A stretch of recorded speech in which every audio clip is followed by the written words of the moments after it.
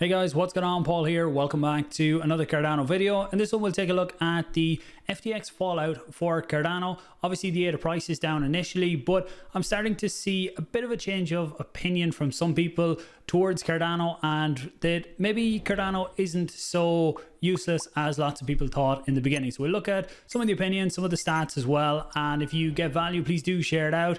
Give the video a like, subscribe if you're new, and comment questions or anything below. I do appreciate it. Let's jump into it.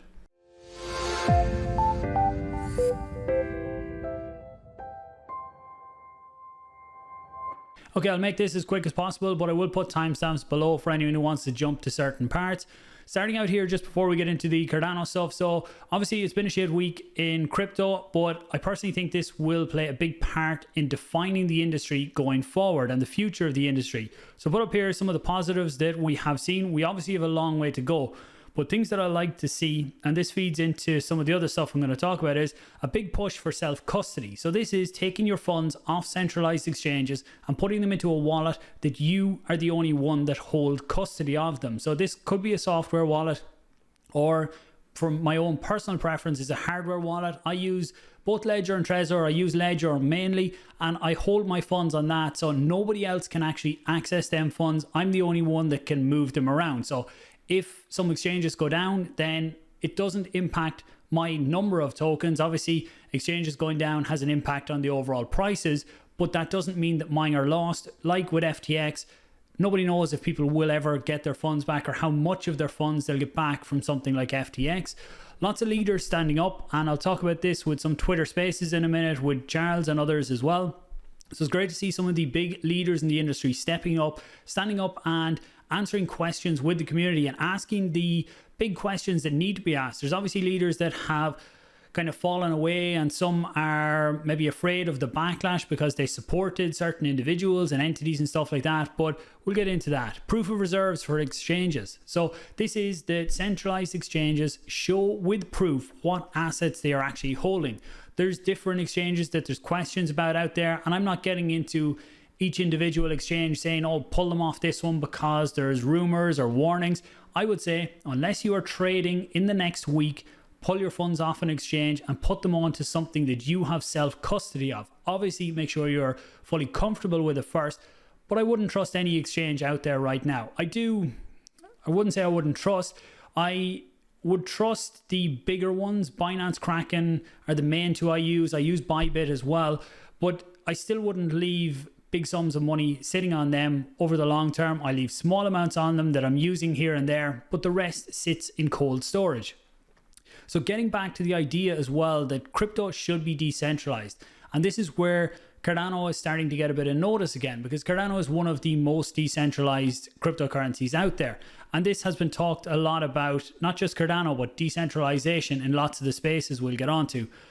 So just on proof of reserves and stuff, I was reading this New York Times article this morning, and this part here caught my eye, and this was about what actually happened with the funds. So it says here that this was from someone who was supposedly at it. So again, I'm taking it at face value here.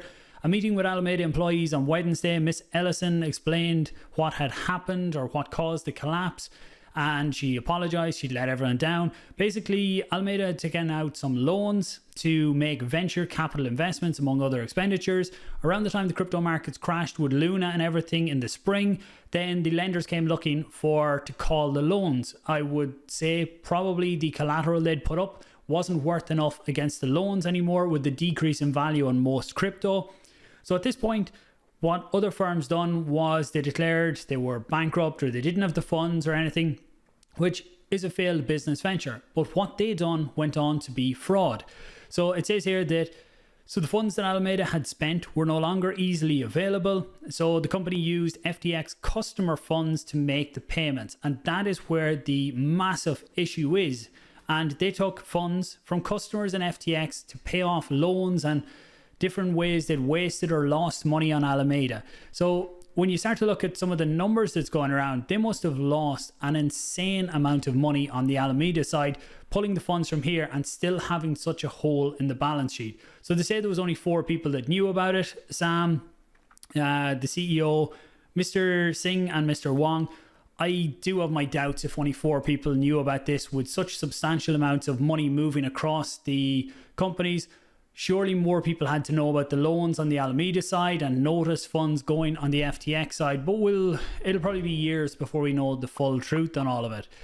So talking about leaders standing up, here is where we are finding a lot of it. Mario has been holding these Twitter spaces going on for 10-12 hours with some massive names in the industry coming on and talking, people that you would never get the chance to ask questions to and listen directly to on a normal case, and people staying on for hours and hours just listening to others and then coming back in with their own opinions as well. Charles has been stepping up on these. We've seen CZ on them, Elon Musk was on them as well, Kim.com has been on them a lot as well, and lots of other big names in the industry. So when Charles has been on them, he's been getting lots of attention, and in a good way. Sometimes Charles comes out with stuff that is very controversial, but what he's been putting out here has been getting a lot of good attention, and it's been talking about the core beliefs of cryptocurrency and why was cryptocurrency founded, or why did he get into it. And what happened with FTX wasn't a failure of cryptocurrency, it was a failure of people. It was people let it down, because cryptocurrency does not depend, when done right in a decentralized manner, doesn't depend on one person to pull all the strings, and that's where the failure happened here. So a lot of what he talks about is some of the core foundations of what Cardano was found on, and he's not talking about it trying to shill Cardano or anything like that. He's talking about some of the things that made him start it, and talks about different things in the industry as well.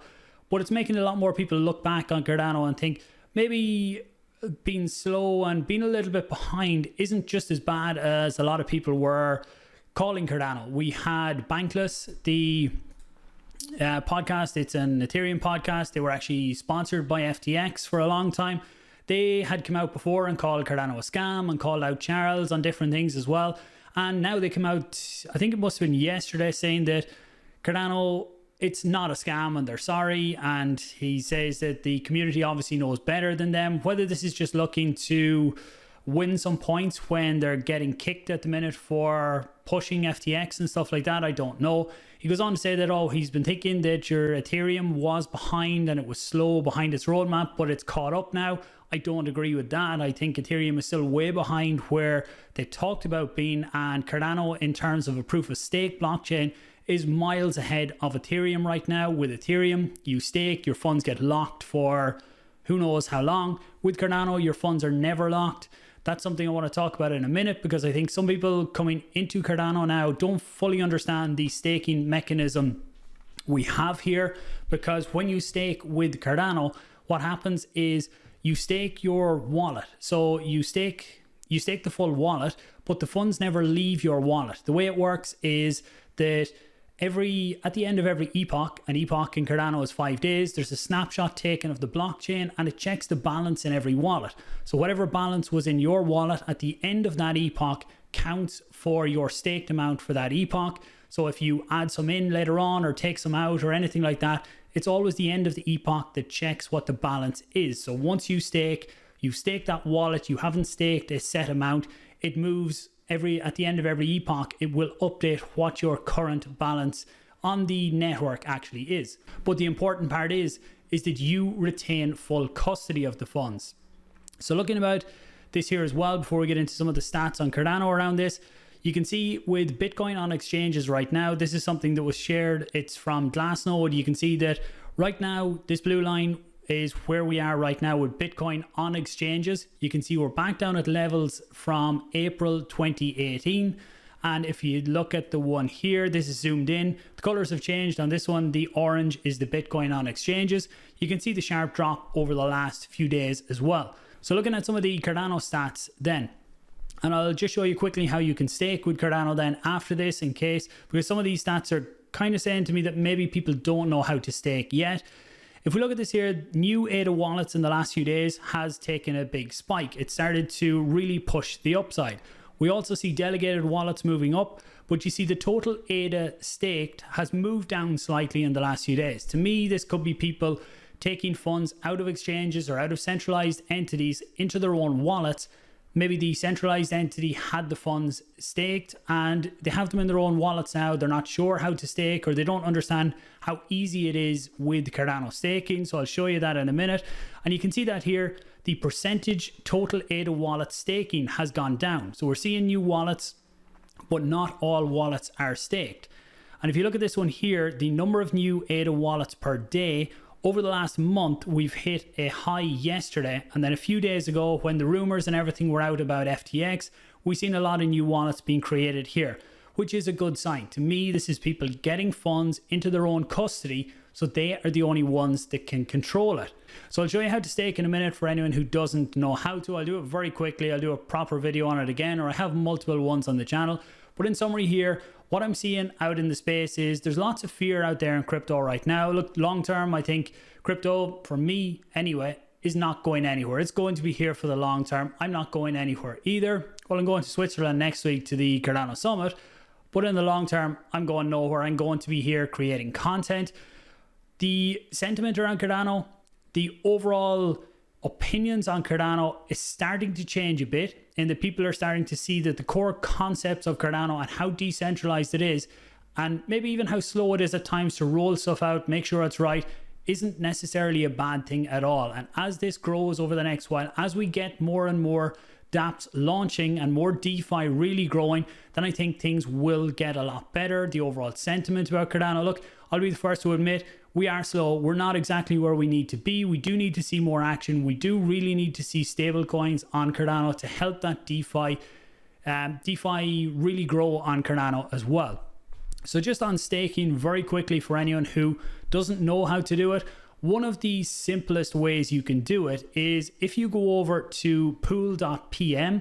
So you can see I've went to my own pool here, but you can go to any pool you want. The most popular wallets right now, I would say, for Cardano are Nami, Eternl, and probably Flint. You also have Daedalus. I have videos on my channel talking about Daedalus and how to use that, so I can link them down below. If you just search for staking with Daedalus, you'll find them as well.